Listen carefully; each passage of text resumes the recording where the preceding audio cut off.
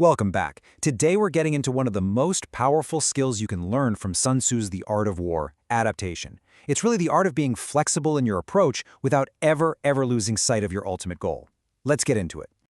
You know the feeling, right? We've all been there. You spend all this time crafting what you think is the perfect plan. Every detail is mapped out, but the second you put it into action, it just seems to fall apart. So why does this happen? Well, it's because our brains crave certainty, and a detailed plan gives us this feeling of control. But here's the hard truth.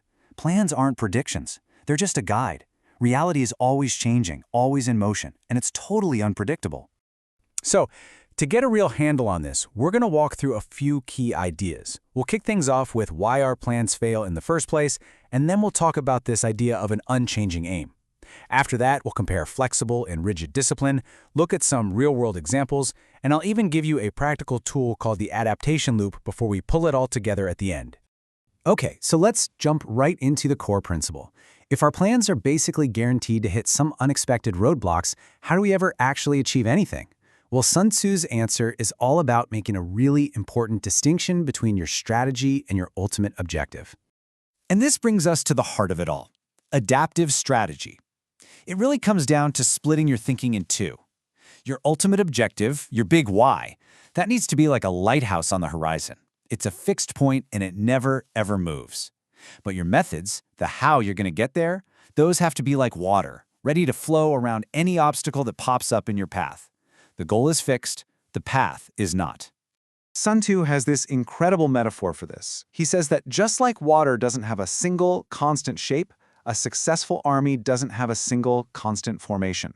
See, water doesn't just crash into a rock over and over again, it finds a way around it, always moving towards its destination.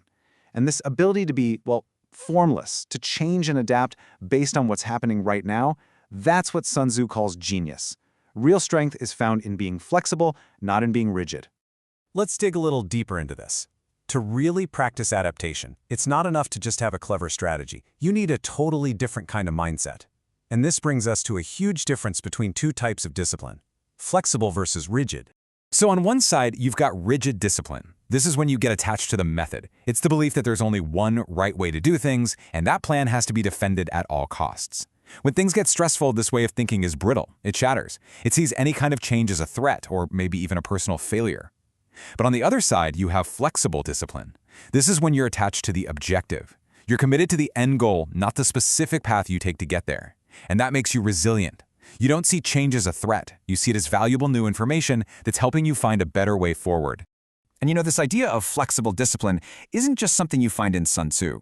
The Stoic philosopher and Roman Emperor Marcus Aurelius had a fantastic metaphor for it too.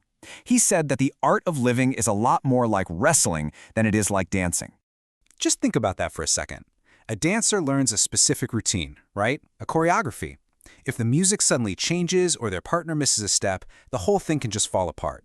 They're trained for a predictable sequence. But a wrestler? A wrestler takes a firm, watchful stance. They aren't following a script. They're ready for the unexpected, prepared to react to sudden, unpredictable moves from their opponent. That is the mindset of adaptation. You're prepared, you're centered, and you're ready for whatever comes your way. Okay, so this all sounds great when we're talking about ancient philosophy and military strategy, but what does it actually look like today, in our lives? Let's bring this down to earth with a few modern examples you'll probably recognize. Let's start with work. Imagine you launch a new project with a really detailed plan, but a month in, you start getting customer feedback that shows one of your key assumptions was just plain wrong. The rigid team, they just keep pushing forward, sticking to the original plan, and defending it against what's actually happening. But the adaptive team? They see that feedback as an opportunity. They pivot. They change their approach to meet the real needs of their customers, which ensures they still hit their main objective, a successful project, not just a perfectly executed but totally irrelevant plan. This applies to our personal lives too. Let's say you're in the middle of a difficult conversation. Your goal, your real objective, is to connect and understand the other person. But the way you're talking right now is just creating more tension. The rigid response is to double down, to try and win the argument. But the adaptive response, it's to pause, recognize that your method isn't working, and just change your approach. Maybe that means you start listening more, or you ask different questions, or maybe you just take a break. You do whatever it takes to serve that unchanging goal, connection. And the same idea holds true for personal growth. Let's say your goal is to exercise every day. Your ideal plan is a full 1-hour session at the gym. But today, you're just exhausted, and you're short on time. The rigid, all-or-nothing mindset says, well, I can't do my plan, so I'll just do nothing. But the adaptive mindset says, okay, the goal is just to move my body. I can't do an hour at the gym, but you know what? I can do a 10-minute walk. That smaller, adapted action keeps your momentum going, and believe me, it is infinitely better than doing nothing at all. So how can we start to build this skill on purpose? I want to give you a simple, practical loop that you can use anytime you feel like you're stuck or a plan is just starting to go off the rails. It's a really simple 3-step process. First, observe. Just take a breath and see the situation for what it really is, without judgment and without getting attached to what you hoped would happen. Second, adjust. Based on what you just observed, make one small change in your approach. We're not talking about a massive overhaul here, just a small pivot. And third, refine. See what happens. Did that tiny adjustment get you closer to your goal? If it did, great. If it didn't, you just learned something valuable. And then you just repeat the loop. Observe, adjust, refine.